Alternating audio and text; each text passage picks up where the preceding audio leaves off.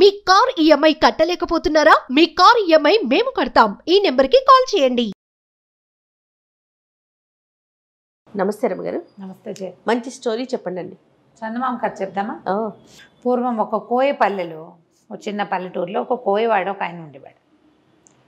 పెళ్ళైంది, 2 పిల్లలు పుట్టాక భార్య చనిపోతే ఆయనకి చుట్టుపక్కల వాళ్ళంతా ఏమంటారు, చంటి పిల్లలు ఉన్నప్పుడు ఆడది లేకుండా ఎట్లా చేస్తావు, నువ్వు వేటకి వెళ్తావు, నువ్వు ఊళ్ళోకి వెళ్తావు, అడవిలోకి వెళ్తే పిల్లల సంరక్షణకు ఆడది ఉండద్దు, ఇంటికైనా ఆడది ఇంటికి ఇల్లాలు ఉండాలని పెళ్ళిళ్ళు చేసేవాళ్ళు. రెండో పెళ్లి చేస్తే అదొక రాకాసి. ఆవిడికి సవితి పిల్లలంటే గిట్టేది కాదు. ఈ పెద్ద పిల్లలిద్దరు, ఒకడు సింగన్న, పిల్ల పేరు దుర్గాలు. సింగన్న తెలివైన వాడు, కొంచెం తప్పించుకోవటాలు అవి చాతొచ్చిన వాడు. ఆ దుర్గాలు తెగ ఏడ్చేది చిన్నపిల్ల తల్లి, సవితి తల్లి పెట్టే బాధలకి. అన్నిటికీ కసిరి కొట్టేది, వేళ్ళకి పెట్టేది కాదు, సగమే పెట్టేది. ఏదైనా తింటే ఎంతసేపు తింటావనేది, పని చేయించేది, బాగా చిన్నపిల్లతో అన్ని పనులు చేయించేది. దాని చేతులు పుళ్ళు పడిపోయి కాళ్ళకి దెబ్బలు తగిలి ఏడ్చుకుంటూ ఉండేది.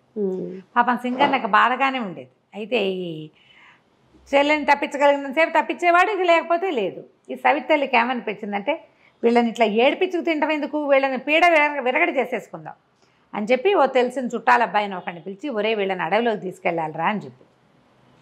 పిల్లాడికి ఏం చెప్పింది, మనకి మందులేవో కావాలి, మందులు నూరుకోవాలి, ఆ మందులకి కావాల్సిన మొక్కలు అడవిలో ఉంటాయి, పనివాడు వస్తాడు, నువ్వు వాడితో వెళ్ళు అని చెప్పింది. నువ్వు ఒకటే ఏం పోతావు, చెల్లిని కూడా తోడు తీసుకెళ్ళు అని చెప్పి చెల్లెల్ని కూడా పంపించింది. పిల్లాడు ఇదేదో ఎత్తేస్తుంది అనుకుని వాడు ఆడుకునే ఇవి ఉంటాయి, రాళ్ళు, గులకరాళ్ళు, ఆటలాడుకునేవి, అన్ని గులకరాళ్ళని జేబులు పోసుకున్నాడు. వెళ్ళే దారిలో ఒకటి వేసుకుంటూ వెళ్ళాడు. ఆ పనివాడు ఏం చేశాడు, అడవిలో ఒక చెట్టు కింద తీసుకెళ్ళి, మీరు ఇక్కడే కూర్చోండి, నేను మళ్ళీ వస్తా, అక్కడెక్కడికో వెళ్ళి ఆ మొక్కలు ఏవో పీక్కొస్తానని ఇంకో దారి గుండా వెళ్ళిపోయాడు.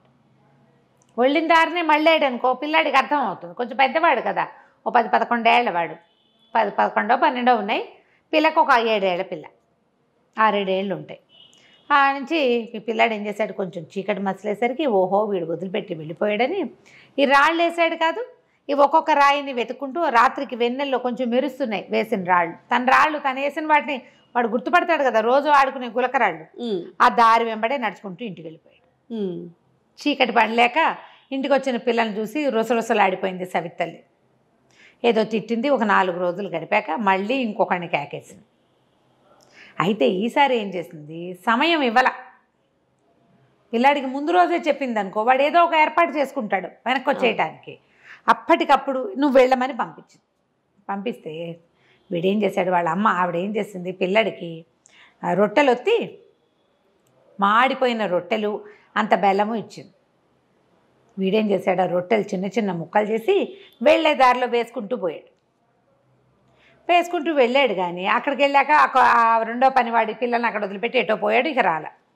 వీడు రొట్టెలు వెతుక్కుంటూ వెనక్కి వద్దాం అనుకున్నాడు. కానీ అడవిలో ఈ రోడ్ల మీద పురుగులు, చీమలు అవి ఇవి ఉండవు, తినేసినాయి. రొట్టెలు కాస్త ముక్కలన్నీ పిండి అయిపోయి ఎవరిది వేడి దారిని పట్టిన అవి పోయినాయి. దారి కనపడలా. ఇకేం చేస్తాడు, వెతుక్కుంటూ ఈ చెల్లెల్ని వెంటేసుకుని ఏవో 2 కాయలు ఏవో కనపడితే ఆ 2 కాయలు, బెల్లం ముక్క ఒకటి ఉంది, బెల్లం ముక్క పెట్టి చెల్లెలకి తినిపించాడు. వాడు నడవడం మొదలుపెట్టాడు.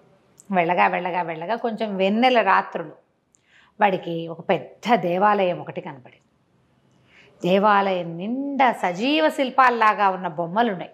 ఏమిటో సరే ఏమన్నాడు, చెల్లెల్ని కొంచెం గట్టెక్కించి నుంచోబెట్టి దాని మీదగా ఏవో చెట్లు కనపడుతున్నాయి, పైకి ఎక్కితే వెలుతురు బాగా కనపడుతుంది, ఇంటికి దారి కూడా కనపడుతుంది, నువ్వు ఇక్కడే నుంచో అని ఆ గోపురం మీదకి ఎక్కాడు. ఎక్కేసరికి అలా అన్ని బొమ్మలు, మనుషుల బొమ్మలు ఉన్నట్టే ఉన్నాయి. అవి ఎక్కి ఓ పక్క నుంచి ఓ చెట్టు ఏదో ఇట్లా వాలి ఉంది ఆ గోపురం మీదకి. దానికి నిండా కాయలు కనపడుతున్నాయి. పిల్లాడు ఏం చేశాడు, ఆకలిస్తుంది, మధ్యాహ్నం ఎప్పుడో తిన్న అన్నం పాపం, ఆ రొట్టెలు తినలేదు, ఇంత బెల్లం ముక్క నోటేసుకుని అంత బెల్లం చెల్లెలకే పెట్టేశాడు.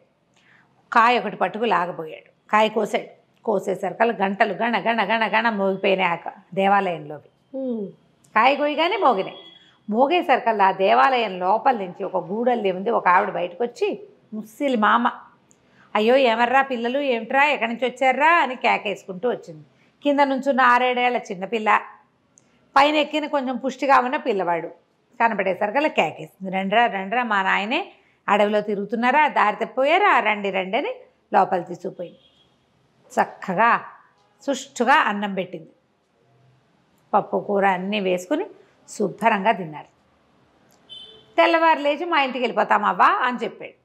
అలాగేరా అంతకంటేనా అంది. కానీ తెల్లారి లేవలా సింగన్న. తెల్లవారేసరికల్లా ఒక గూడు లాంటి దాంట్లో ఎలా ఉందంటే అది ఒక జైలల్లే ఉంది, గుహల్లే ఉండి జైలల్లే ఉంది. మంచానికి వేసి తాళ్ళకేసి కట్టేసి ఉన్నాడు వాడు. ఏ మంచం మీద పడుకున్నాడో ఆ మంచం మీద తాళ్లతో కట్టేశాడు. అయ్యో, తను జైల్లో ఉన్నట్టు అర్థమైంది వాడికి. తల తిప్పి చూస్తే కనపడుతోంది. ఏం చేస్తాడు, మంచం మీద పడి ఉన్నాడు. చెల్లి లేదని బాగా ఇదైపోయాడమ్మో, చెల్లి ఏమైపోయిందని. అది మాత్రం అటు ఇటు తిరుగుతోంది. దాన్ని కట్టేలా దీనికి ఇంతలా తాళం వేశారు ఈ జైలుకి. అక్కడి నుంచి ఆ పిల్లతోటి ఆ పని ఈ పని అన్ని పనులు చేయించేది ఆ ముసలిది. చెల్లెలు తన్నయ్య లేకుండా బయటికి పారిపోయి అదేం చేస్తుంది, అదే అంత ధైర్యం లేదు. పైగా పిరికి పిల్ల, అన్నిటికీ ఏడుస్తుంది అది. అన్నయ్య ఇక్కడే ఉన్నాడు కాబట్టి అక్కడక్కడే తిరుగుతోంది. దానికో ముద్ద పెట్టేది. అక్కడి నుంచి వీడికి మాత్రం తిండికి లోటు లేదు. ఒక పూట ఏం చేసింది, మర్నాడు ఆ మంచం నుంచి ఊడదీసి చేతులు కట్టేసి ఆ గోడ కానించి కూర్చోబెట్టింది. వాడు అక్కడక్కడే తిరగచ్చు కానీ జైలు నుంచి బయటికి రాకూడదు. రోజు మంచిగా వంట చక్కగా చేసి వీడికి తినిపిస్తుంటే సరే బాగానే చెల్లెలే పట్టుకొచ్చేది. ఏం చేసావు పని, వాళ్ళు నువ్వేం తిన్నావు, నువ్వు ఎక్కడికి వెళ్ళావు అంటే అది చెప్పేది. ఆ పని చేసా ఈ పని చేసా, అక్కడ తిరిగా ఇక్కడ తిరిగా, అవి తిన్నా అని అన్నయ్యకి అన్నం పెట్టేది తీసుకొచ్చి. రోజు చెల్లెలే మోసుకొచ్చేది. 3 రోజులకు ఒకసారి ముసలిది వచ్చి, ఏదిరా అబ్బాయి నీ చేతివేళ్ళు నాకు అందించు అని అడిగేది. అది కొంచెం చీకటిగా అనిపించేది. చేతివేళ్ళు బయటకు పెడితే ఆ చేతిని ఇలా ఇలా నొక్కి చూసి ఇంకా బలవలా అనేది. వీడేం చేశాడు, ఇదేదో ఎత్తేసిందని ఆ లోపలంతా చీకటిగా ఉందిగా, అటు ఇటు చేతులు కదిపి చూస్తే ఏవో ఎండు కట్టెలు పుల్లలు చాలా ఉన్నాయి. ఓ పుల్ల తీసి సన్నగా ఉన్నదాన్ని ఏదైనా నీ చెయ్యని దిచ్చు అనగానే ఆ పుల్లని దించడం మొదలుపెట్టాడు. ఆ ఎండు పుల్ల నొక్కి చూసి ఇంకా బలవలేదు అనేది. సరికి ఇది ఏదో చేస్తోందని అనిపించింది. అయితే ఏం చేస్తుంది, దుర్గాలు ఉందిగా పిల్ల, అటు ఇటు తిరుగుతూ అది చెప్పింది, అన్నయ్య ఇవాళ ముసలిమామ ఏం చేసిందో తెలుసా, పెద్ద పొయ్యి ఉంది లోపల, ఎక్కడో లోపల గదిలో పొద్దున పేడ మోసుకెళ్తోంది.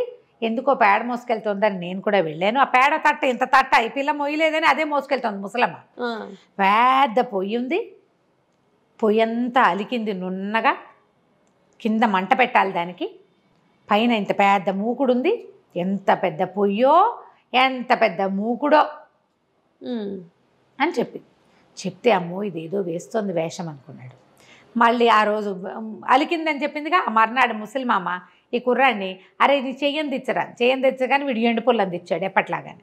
అందిచ్చేసరికి వాళ్ళు నొక్కి చూసి బలవకపోయినా సరే ఇవాళ రాత్రి కవళిచ్చేస్తా అన్నది. అనేసరికి అమ్మో ఏదో చేస్తోంది అనుకున్నాడు. సరే చీకటి పడ్డాక ఏం చేస్తుంది, వరే నాయన బయటికి రారా, మీ చెల్లేమో చిన్నపిల్ల, నేనేమో ముసలిదాన్ని, నాకు ఓపిక లేదు, పొయ్యి వెలిగించాలి, అది పొయ్యి దగ్గర కూర్చొని విసురుదు కానీ రా అని పిలిస్తే తీరా వాడు వెళ్ళి చూసేసరికల్లా ఆ పెద్ద మూకుడు, అది ఇంత సామాన్యం కాదు, ఒక మంచి పెట్టేంత మూకుడల్లే ఉంది అది. దాంట్లో నూనె పోసి పొయ్యి ఎక్కించింది. అక్కడి నుంచి కింద మంట పెట్టింది. ఆ పొయ్యి ఎంత పొయ్యి, పెద్ద గుహలాగా ఉంది. దానికి తలుపులు కూడా ఉన్నాయి. తలుపులు తీస్తారు. ఈ మన చైనా వాళ్ళ కథల్లో కనపడుతుంటాయి, ఈ మన చైనా వాళ్ళ వీడియోల్లో అడుగుని మంట పెట్టి నిప్పంతా తీసేసాక కేకులు బిస్కెట్లు అవన్నీ లోపల పెట్టి అవెన్ లాగా ఉంటుంది అన్నమాట, వేడిగా ఉంటుంది, తలుపులు వేసేస్తారు. అట్లా తలుపులు ఉన్నాయి దానికి. దీన్ని విసురుదు అనేసరికల్లా వీడన్నాడు, ఆ విసరటం మాకేం తెలుసు, మేము కోయవాళ్ళం కదా, అసలు పొయ్యే తెలియదు మాకు, ఇదేమిటో విచిత్రంగా ఉంది, పొయ్యి విసురు అని నువ్వే అంటున్నావు, విసరటం ఎలాగో కూర్చుని చూపించు నాకు తెలియదు అన్నాడు. చేత్తో విసరాలి రా. సరే ఎక్కడ విసరాలి, చెయ్యాలి కదా, అదేదో నువ్వు చేసి చూపించు నేను చూస్తానన్నాడు. అనగానే ముసలిది ఏం చేస్తుంది, ఓరిని 12 ఏళ్ల కుంకవి నీకు అది కూడా రాదుట్రా అని చక్కగా ఆ పెద్ద పొయ్యి ఎదురుగుండా చిన్న పీట ఉంటే పీట మీద పొందిగ్గా ఇట్లా గొంతు కూర్చుని విసిని కనిపెట్టి ఇట్ట విసురుతూ ఇట్టాగే రాను. ఈ పిల్లాడు ఏం చేశాడు, పక్కన నుంచి చూస్తున్నాడు కదా, ఈ ముసలమ్మ నా పీట మీద నుంచి ఒక్క తోపు తోసాడు ఆ పొయ్యిలో పడేటట్టుగా. అది ఎంతుంది, గంగాళం అంతా నోరు తెరుచుకుని ఉంది ఆ పొయ్యి. ఈ ముసలిదేళ్ళ పొయ్యిలో పడంగానే వీడు దాన్ని ఒక కర్రపేడు పెట్టి లోపలికి తోసేసి తలుపులు వేసేసాడు. లోపలికి వెళ్ళిపోగానే గంటలు గణ గణ గణ గణ గణ గణ మోగటం మొదలుపెట్టినాయి. అంతకుముందు గంటలు ఎప్పుడు మోగినాయి, వీడు మామిడికాయ కోస్తే పండుగ వస్తున్నప్పుడు అక్కడి నుంచి ఆ గోపురం మీద ఉన్న విగ్రహాలన్నీ మనుషులైపోయినాయి. అందరూ మనుషులే. అందరూ బిలబిల్లాడుతూ పరిగెత్తుకొచ్చారు. ఏదో అయ్యింది ముసల్దానికి, అందుకే మేము ఇలా మామూలుగా అయిపోయామని వెతుకుతూ లోపలికి వచ్చేసి వీడేం చేశాడు, ఈ లోపల ముసల్దాన్ని తోసేశాక ఈ చెల్లెలు చేయిపుచ్చుకుని ఇది ఎక్కడుంది, మామూలుగా వీళ్ళు రోజు తిరుగుతున్న చోట్లేదు, ఎక్కడో లోపల ఉంది. వీడు గుళ్ళోకి రావటమే వాడికి తెలుసు.